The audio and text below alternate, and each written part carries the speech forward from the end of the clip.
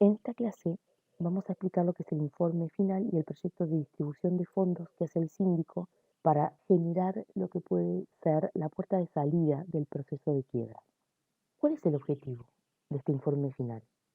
Exponer el activo de la quiebra, o sea, detallar qué bienes se lograron incorporar a la quiebra, cómo fueron enajenados, proponer una forma en que esos fondos producidos de la enajenación de los bienes se van a distribuir entre los acreedores y detallar los gastos minuciosamente en los cuales incurrió el síndico para llevar adelante todo el proceso.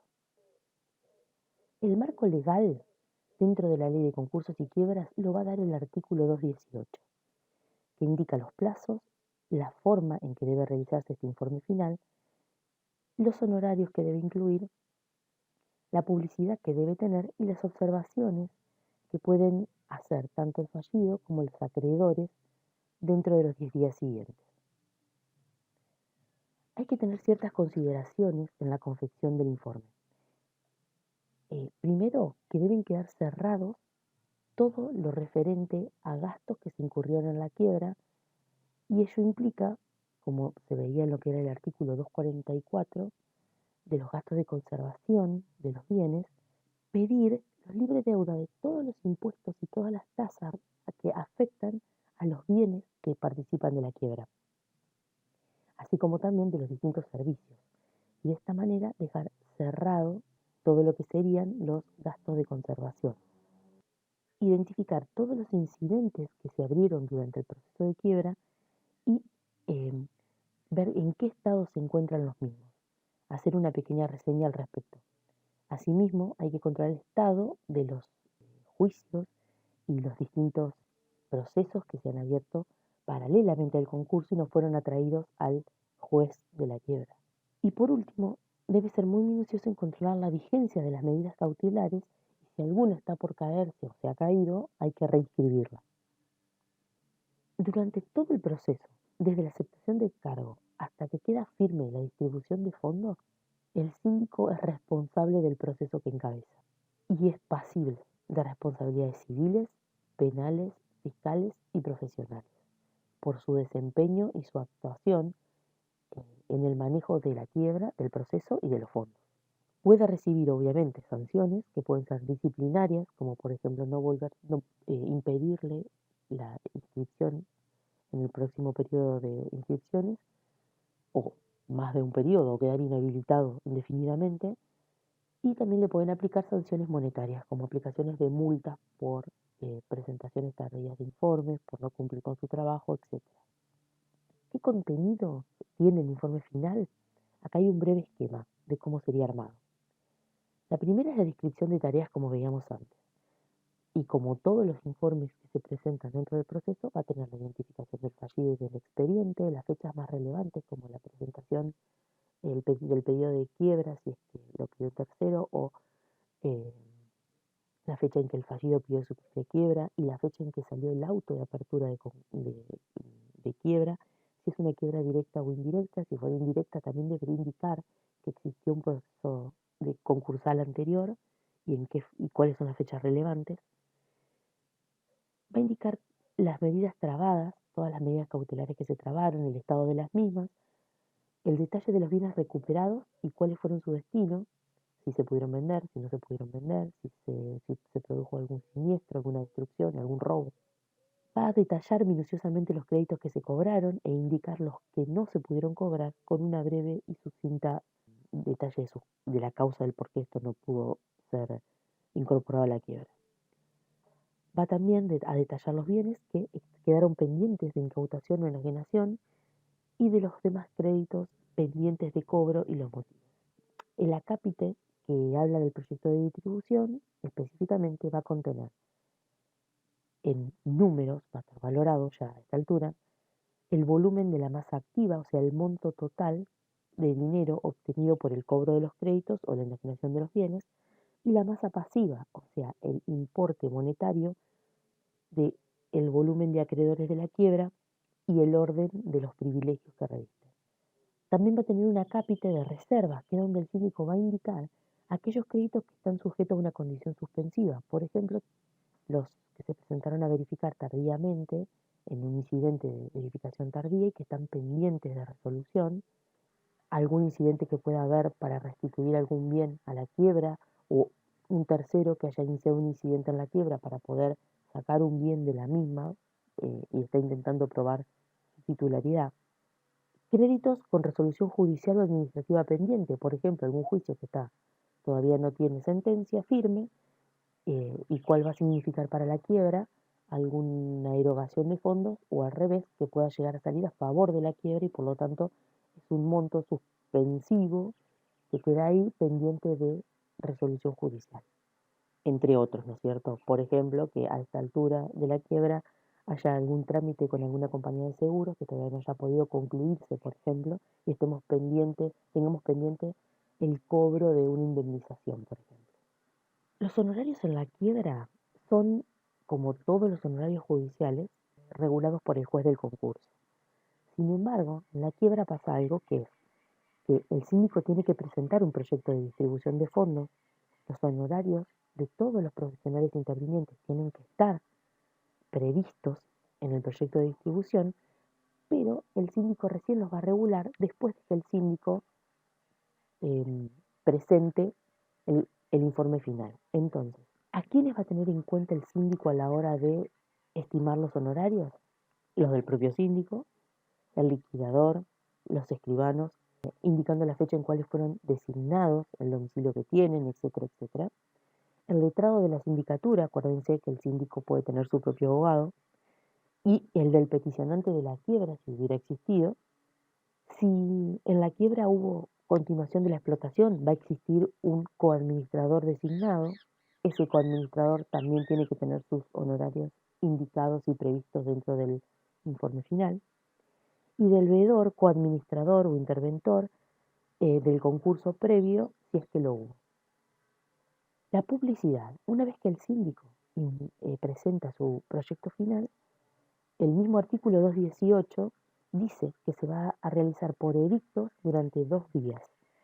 Pero el artículo 219 dice que en caso de que no existieran fondos en la quiebra o estos fueran escasos, también podría plantearse que este informe se publicite de manera personal o por cédula directamente a los principales interesados.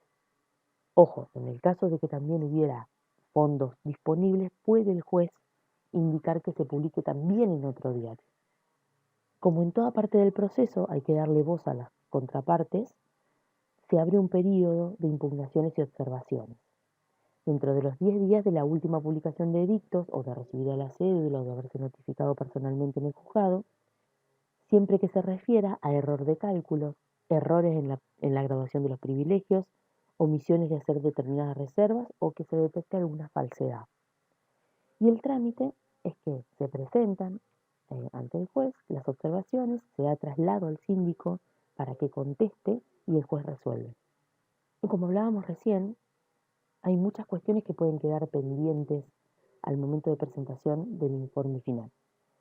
Una vez que los honorarios quedaron firmes, la tasa de justicia fue aprobada por el fisco, se resuelven determinadas impugnaciones y observaciones y se desafectan, por ejemplo, el dinero de los plazos fijos, que hasta ese momento no estaba, y se ponen exactamente los intereses recibidos y demás, en ese momento se hace una readecuación de la distribución. Se vuelve a presentar ante el juez, se pide la aprobación y se pide además que se paguen los dividendos financieros. Obviamente esto no requiere una nueva publicación de edictos por una cuestión obvia de economía procesal. No hay que confundir entre la readecuación de la distribución que se encuentra en el informe final del síndico de lo que son las distribuciones complementarias, que están reguladas por el artículo 222 de la Ley de Concursos y Quiebras. ¿Cuándo corresponde hacer una distribución complementaria? Básicamente cuando se incorporen nuevos fondos a la quiebra. Y esto ocurre porque se incorporan nuevos bienes que por ahí estaban pendientes en alguna medida al momento de presentar el informe final, no estaba resuelta algún pedido de restitución, algún incidente, por venta de algún bien que hasta el momento no se había podido vender, porque se desafectaron reservas que se habían hecho y que finalmente no fueron necesarias, porque se generaron intereses con posterioridad y ahora hay que exteriorizarlos, y porque se cobraron créditos con posterioridad. Básicamente, estas son las causas que pueden generar una distribución complementaria. Vamos a pasar ahora a resolver la parte práctica. Tenemos el trabajo práctico número 1 de lo que es el proyecto de distribución en la quiebra. Lo que ustedes están viendo acá es lo mismo que tienen en el material. Tienen un resumen de lo que es la masa activa y la masa pasiva, y con estos datos vamos a trabajar para hacer el proyecto de distribución. Esta planilla es bastante parecida a la que hacen los síndicos, pero cada profesional la trabaja como mejor le parece. No todo el mundo va a hacer este tipo de planillas, ni mucho menos. Es una cuestión personal. Sin embargo, es bastante parecido a lo que vamos a ver hoy. El detalle, que luego va a ir todo esto en el informe final. Para hacer la resolución vamos a tener la masa pasiva. En este caso vamos a indicar el bien asiento del privilegio, el acreedor, el privilegio que pide, o que se le dio, mejor dicho, el monto verificado o admisible. Tenemos un inmueble que tiene un acreedor hipotecario con privilegio especial y también intereses compensatorios posteriores a la quiebra que conservan el mismo privilegio. Luego tenemos un rodado. Este rodado tiene un crédito prendario e intereses compensatorios. Tenemos bienes de cambio y tenemos dos acreedores laborales, Gómez y Díaz, que tienen privilegio especial y general. Luego, asimismo, tenemos a AFIP y a TER con privilegios generales, y luego tenemos a AFIP y a TER como quirografarios y dos acreedores quirografarios más. Esto da una masa pasiva de 254.000 pesos. Luego tenemos lo que son los gastos. Los gastos que vamos a reservar sobre el inmueble hipotecario por el artículo 244, 5.000, por el rodado 1.000, gastos de conservación y justicia, son los honorarios del martillero, honorarios y aportes seguramente del síndico y el letrado, la tasa de justicia y el total de estos gastos de conservación y justicia. El total general entre lo que es la masa pasiva de acreedores más los gastos de la quiebra da un total de 301.801 pesos. Veamos cuáles fueron los bienes que se vendieron en esta quiebra.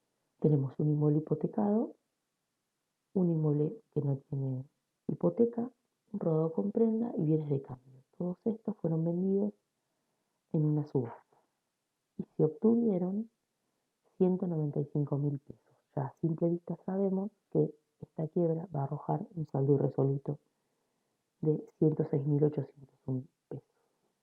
Lo primero que debe hacer el síndico a continuación es establecer y determinar qué porcentaje de gastos le corresponde a cada bien, ya sea que sean gastos directos del bien, como veíamos hace un momento, o que sean gastos de conservación y justicia, por lo cual tributan a prorrata en función a el importe de cada uno.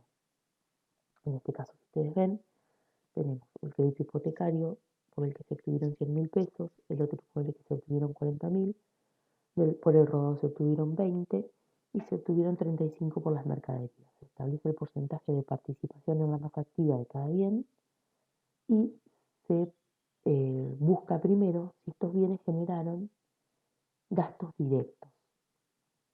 En nuestro caso, dice que se reservaron gastos para el impuesto hipotecado por 5.000 pesos y para el rodado de 10.000. Así que esos gastos directos, que son gastos del artículo 244, van expresados acá. Y luego, a prorrata, los gastos de conservación y justicia, que son estos 41.801 que aparecen acá. Quedaría distribuido de esta manera. Aplicamos a los 41.801 el porcentaje correspondiente a cada bien que lo va a soportar. Y por último nos queda el saldo a distribuir entre los acreedores, que es producto del monto obtenido menos los gastos directos y los gastos de conservación y justicia. proyecto de distribución propiamente dicho. Lo que vamos a ir haciendo acá es poniendo cada uno de los bienes e irle deduciendo en orden que marca la ley. Esto es muy importante, se van a expresar en orden, en cascada, según vaya quedando saldo en el bien, para que no quede lugar a dudas en qué orden debe cobrar cada uno y cuáles son los créditos que van a quedar sin cobrar. Entonces, todos tenemos que sobre el bien hipotecado había un crédito justamente hipotecario que tiene un privilegio especial. Entonces nosotros vamos a hacer el detalle del bien. Vamos a tener el inmueble hipotecado, el monto obtenido en la subasta, los gastos directos que determinamos ya arriba, los gastos de conservación y justicia que también determinamos, y acá nos va a dar el saldo a distribuir, que es lo que veíamos en la tabla anterior. Crédito hipotecario. ¿Cuánto era lo que demandaba el acreedor o por cuánto se lo verificó en su informe individual? Dice que el crédito es de 132.000 pesos. Entonces, vamos a tener que el crédito es de 132. Nosotros tenemos para distribuir 73.563,59. Ya a primera vista sabemos que no nos va a alcanzar. ¿Qué pasa con estos intereses compensatorios? Acuérdense que la ley le otorga el privilegio especial también a los intereses no solo preconcursales, sino a los postconcursales en el caso de hipoteca, prenda, guarran, etc. Pero estos intereses compensatorios solo van a ser cobrados cuando exista remanente luego de pagar el capital. Entonces, en este caso, que no existe remanente para pagar estos intereses compensatorios se van a perder, porque solo se van a cobrar si existe remanente al final de la distribución. Y nosotros ya vimos que la plata obtenida de los bienes no alcanza para pagarle a todos los acreedores. ¿Qué pasa con el saldo irresoluto del crédito hipotecario? Pasa a ser quirografal. Luego tenemos el rodado. Se obtuvo de la subasta 20.000 pesos. Le asignamos gastos directos por 1.000 y gastos de conservación y justicia según la tabla, lo cual nos queda un saldo a distribuir de 14.712,72 pesos. ¿Quiénes son? ¿Hay alguien que tenga privilegio especial sobre este bien? Sí, un crédito prendario, que es de 10.000 pesos y que además generan intereses compensatorios de 2.000 posteriores a la quiebra. Nosotros tenemos 14 para distribuir, esto significa que vamos a poder pagar los 10 y no solo eso, sino que también vamos a tener fondos de este bien para poder pagar los intereses compensatorios. Por lo tanto, habiendo cancelado el crédito en su totalidad, por este bien nos queda un remanente de 2.712,72. Bienes de cambio. Se obtuvieron en la subasta 35.000 pesos. Gastos directos no había para su conservación, si tienen los gastos de conservación y justicia. Esto nos da un saldo distribuido de 27.497 pesos. ¿Quiénes van a cobrar sobre estos 27.000? Van a cobrar su privilegio especial los créditos laborales que veíamos antes. No solo eso, sino que vamos a tener que el crédito laboral de Pedro Gómez es de 15.000, el de Juan Díaz es de 30, nosotros ya vemos que tiene un total de 45.000 y en realidad tenemos para distribuir 27.497, por lo tanto no vamos a poder satisfacer en su totalidad ambos créditos y por ende, como dice la ley, cuando los fondos no alcanzan y se tienen bienes con igualdad de privilegios sobre los mismos bienes, se cobra a prorrata. Se establece el porcentaje de prorrateo y se le paga del producido del bien. Acá hay una cuestión. En el enunciado se establece que los créditos laborales pidieron un pronto pago laboral. A los créditos laborales se les había pronto pagado, según el enunciado, 3.000 pesos a Gómez y 7.500 a el señor Díaz. Pero hay que tener en cuenta que llegado a este punto, los valores que nosotros vemos en la distribución es lo que le resta pagar, no lo que ya se les pagó. Entonces, nosotros le debíamos 15.000, le debíamos 30.000, una vez que ya se le habían pagado los 3.000 y los 7.000 a cada uno. Por lo tanto, quiere decir que el crédito original no era de 15, sino de 18 y nosotros ya le habíamos pagado 30. Como estos, ya le habíamos pagado 3. Como estos 3 no están dentro de los fondos que nosotros estamos distribuyendo ahora, es que solo se deja indicado, pero en realidad no afecta al saldo irresoluto. Llegado a este punto donde pagamos los activos, lo que pagamos los créditos con privilegio especial, vamos a hacer una especie de subtotal y vamos a ver cómo nos queda la masa activa remanente. Nosotros tenemos que nos sobraron del rodado 2.712,72 y a su vez tenemos el producido de un inmueble sobre el cual no recaía ningún privilegio especial y por lo tanto nos queda una masa activa remanente de 34.138 que va a pasar a formar la base sobre la que van a cobrar los privilegios generales. Una vez que llegamos a este punto, ustedes acuérdense que la ley dice que los créditos generales van a cobrar del 50% de la masa activa remanente después de pagarle los especiales y el otro 50% van a cobrar los créditos quirografarios. Pero hace la salvedad, que es con aquellos acreedores laborales que tienen privilegio especial y general, que dice que ellos van a cobrar antes de hacer esta distribución. Por lo tanto, nosotros antes de proceder a dividir esta masa activa en 2, tenemos que pagar los créditos laborales que quedaron pendientes con privilegio general. Porque si ustedes ven acá arriba, donde estábamos hoy, estos saldos insolutos que quedaron acá pasan a ser generales, porque la ley les otorga el privilegio especial y general. Si hubiera sido solo especial, el saldo insoluto va a parar a los quirografarios. Si hubiese sido solo general, el saldo insoluto iba a pasar a cobrar con los quirografarios. Pero como es especial y general, acá es donde surge la necesidad de satisfacerlos antes de dividir lo que queda de la masa activa en 2. Entonces, vamos con los privilegios generales laborales. Nos quedaban 5.800 en Gómez y 11.668 en Díaz. Tenemos 34.000 pesos para distribuir y 17.502 para pagar, lo que significa que lo podemos pagar de manera total. Los créditos laborales quedan satisfechos en su totalidad.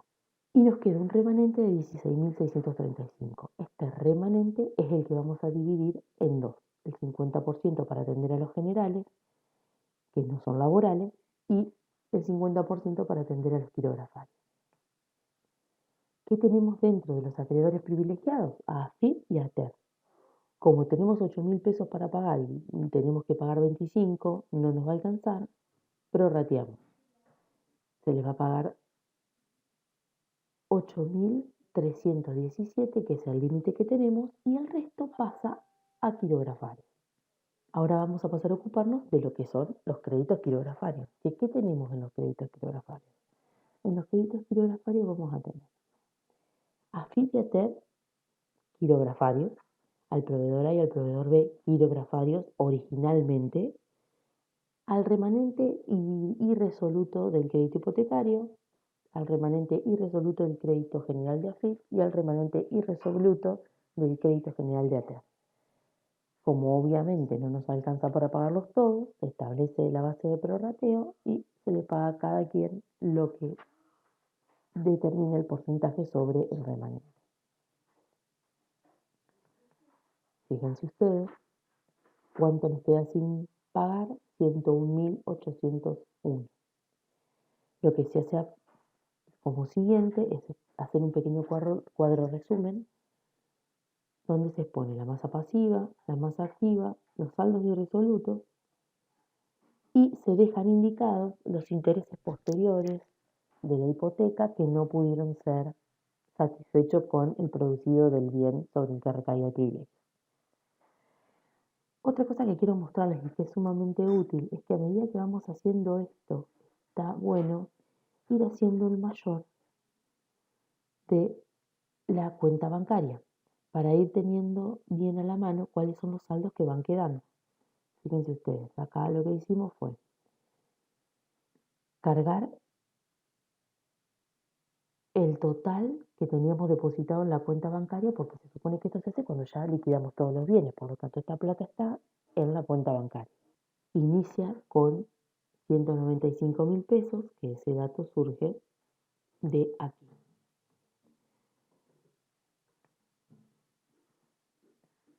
que es donde tenemos el resumen de los fondos que se obtuvieron de la venta de bienes. Y luego vamos al haber colocando cada vez que hacemos un pago.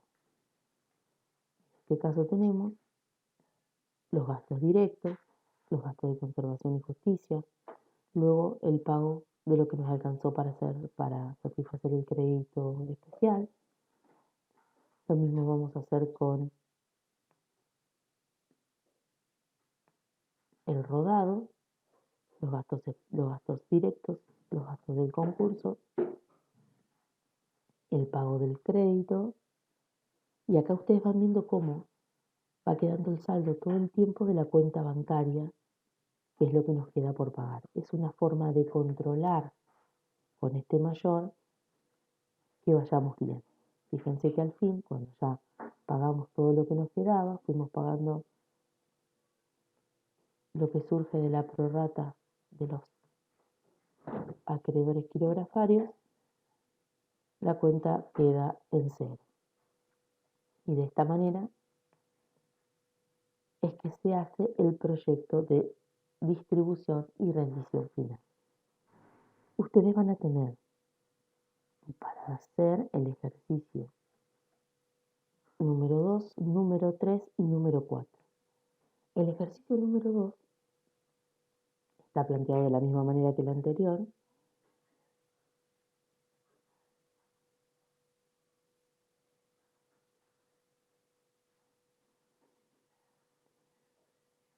Tienen la resolución del práctico número 2, que es exactamente igual a la del práctico del ejercicio número 1. Tienen la resolución del ejercicio número 3 y la resolución del ejercicio número 4. ¿Qué es lo importante a tener en cuenta, chicos? Siempre hay que tener en cuenta el orden en que van a cobrar. No pueden poner ustedes cualquier cosa, una cosa antes que la otra. Van a ir en orden. Primero, quién, según la ley, debe cobrar, que esté dentro del mismo artículo, y cómo la ley dice que van a cobrar esta gente. Por ejemplo, como dice referente a los del artículo 241, que dice que van a cobrar según el orden de sus incisos, excepto que a los que se refieren en el inciso 2, creo que son lo de las hipotecas. Entonces, te dice que primero se cobran los laborales, pero si hay una hipoteca, cobra primero la hipoteca. Entonces, eso fue lo que se hizo acá. Siempre teniendo en cuenta eso, es la forma en que vamos a ir deduciendo el activo falencial y pagando, distribuyendo los fondos.